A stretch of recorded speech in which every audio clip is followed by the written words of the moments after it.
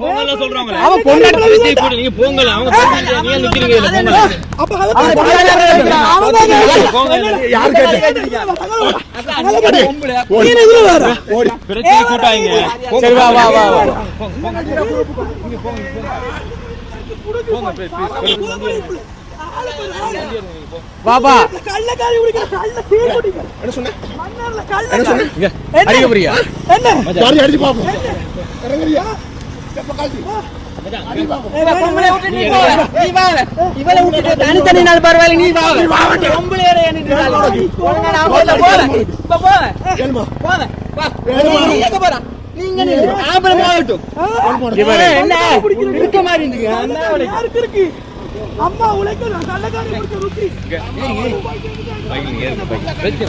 எனது பேர் பிரியதர்ஷினி. அண்மை காலமாக இப்போ இந்த ஒரு 2-3 நாளுக்குள்ள அதாவது கடந்த ஞாயிற்றுக்கிழமை ஒரு சம்பவம் ஒன்று நடந்தது. நான் பிரதான பாதை இங்கேருந்து மன்னாரை நோக்கி மோட்டார் சைக்கிளில் போய்கொண்டிருக்கும் பொழுது எனக்கு பின்னால் முடுறவர் அவரோட கப்ரக வாகனத்தில் வந்து என்ற பைக்கை ஓவர்டேக் பண்ணி போகிற மாதிரி போயிட்டு அதுக்கப்புறம் கண்ணாடி எடுத்துகிட்டு என்ன கெட்ட வார்த்தைகளால் பேசி போட்டு உனக்கு இருக்கு பாருன்னு சொல்லி போட்டு அவரோட வாகனத்தில் போகும்போது நாங்கள் ஃபோன் எடுத்து அவரை வந்து ஒளிப்பதிவு வீடியோ ஒன்று எடுக்கிறதுக்கு முற்பட்ட வேளை பாதையிட இடது பக்கமாக இருந்த அவரோட 2 சகாக்கள் ஓடி வந்து ஒருவர் கல்லோட என்ன தாக்க வந்ததும் மற்றவர் என்னோட அடித்து பார்க்க சொல்லிண்டு வந்து அவங்களும் தகாத வார்த்தைகளை பேசி அடித்து பார்க்க வான்னு சொல்லிண்டு கூப்பிட்டதும் அந்த விஷயம் சம்பந்தமாக நான் மன்னார் போலீஸில் முறைப்பாடு பதிவு செய்திருக்கிறேன். இந்த காணொளி வைரலாகி இந்த விஷயம் பெரிய அளவில் பரவி வருகுது.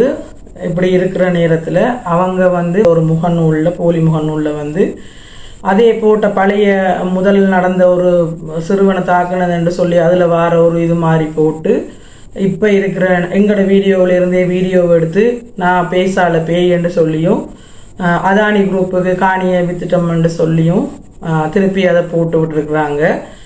இந்த விஷயம் சம்பந்தமான முழு விஷயம் என்னன்னு சொல்லி சொன்னால் கடந்த வருஷம் மாவட்ட ஒருங்கிணைப்பு குழு கூட்டம் டிசிசி மீட்டிங்கில் என்னோட பரம்பரை நிலம் ஒன்றுக்குள்ளே நடுக்குடாவில் இருக்க கமக்காரன் குடியிருப்புன்னு சொல்கிற இடத்துக்குள்ளே முன்னாள் அமைச்சர் காணி பராமரிப்பாளர் ஒருவர் வந்து அது தனக்கு உரிமை இருக்காண்டு எனக்கு எதிரான முறைப்பாடு ஒன்றை செய்திருந்தார். அந்த முறைப்பாட்டு எண்ணோட அந்த முறைப்பாட்டுக்குள்ளே அதை போய் பார்க்கும்பொழுது அது அமைச்சர் குடும்பத்துக்கு இருக்கிறதா காட்டப்பட்டதால் அந்த விஷயம் சம்பந்தமாக நானும் என்ற நண்பர் மைக்கேல் என்று சொல்கிற மன்னாரை சேர்ந்த மைக்கேல் என்று சொல்கிற ஒருவரும் ஒருங்கிணைப்பு குழு டிசிசி மீட்டிங்கில் இந்த விஷயத்தை நேரடியாக முன்னாள் அமைச்சர் கேட்டிருந்தோம். நீங்கள் இப்படி பொதுமக்கள காணியை பிடிக்கிறீங்க என்று சொல்லி கேட்டதுக்கு அவர் எந்த பதிலும் சொல்லல.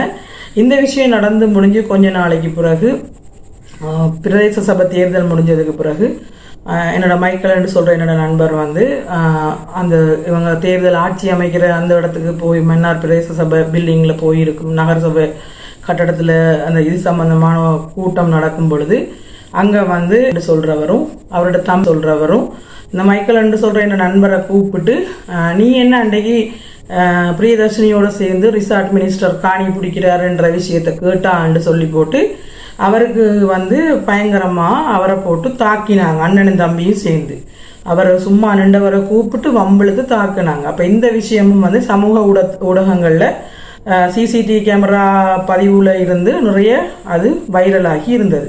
அதுக்கு குறித்த என்னோட நண்பர் போய் போலீஸில் முறைப்பாடு செய்திருந்தார். அடித்த போய் ஆளுக்கு முதல் முறைப்பாடை போட்டு குறித்த எனது நண்பரும் முறைப்பாடு செய்ததுக்கு போலீஸார் அவர்களை கைது செய்தால் உங்களையும் கைது செய்யணும், நீங்கள் அவருக்கு அடிச்சிருக்கிறீங்க என்று சொல்லி அதுக்கப்புறம் அவர் அன்றாடம் கூலி வேலை செய்கிறவர். அதனால் அந்த கேஸை வந்து அப்படியே இணக்கப்பாடாக முடிச்சிட்டாங்க.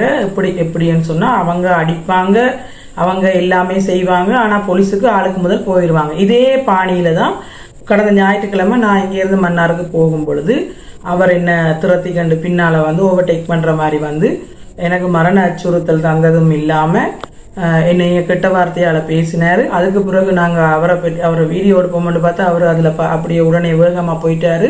அதுக்கு பிறகு அவர் 2 சகாக்கள் வந்து கல் எடுத்துக்கொண்டு பெண்ணண்டு கூட பார்க்கையில் தாக்குறதுக்கு வந்தது.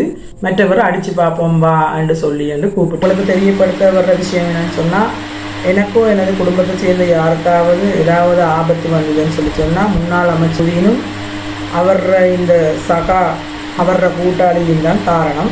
ஏன்னா ஏற்கனவே ஒருவரை தாக்கியிருக்காங்க, என்ன அன்றைக்கு தாக்க வந்திருக்காங்க. இதன் பின்னணியில் 2-3 முகநூலும் அவங்களுக்கு சார்பாக செய்யப்படுறாங்க. இவங்க எல்லாரையும் பார்த்தீங்கன்னு சொல்லி சொன்னால் தனியாக அவருக்கு சார்பானாக்கள் அவருக்கு காசு கொடுத்து போட சொல்கிறவங்க என்னை பற்றி மட்டும்தான் போட்டிருக்கும். அவர் எதை போட்டிருக்கிறாரு, மாவட்டத்தின் தேடல் என்று சொல்லி அவங்க எதை போட்டிருக்கிறாங்க, எதை போட்டிருக்காங்கன்னு சொல்லி நீங்கள் பாருங்கள். இவங்க தனியாக என்ன போட்டு என்ன சமூக வலைதளத்தில் என்ன முடக்கிறதுக்கு பார்க்குறாங்க. நான் தான் அன்றைக்கு ஏற்கனவே சொல்லிட்டேன், நான் முடங்கி போகிறதும் இல்லை, ஒதுங்கி போகிறதும் இல்லை, பயந்து போகிறதும் இல்லை. என்ற பயணம் என்ற உரிமைக்கான போராட்டம் எப்போவுமே தொடர்ந்து கொண்டிருக்கும்.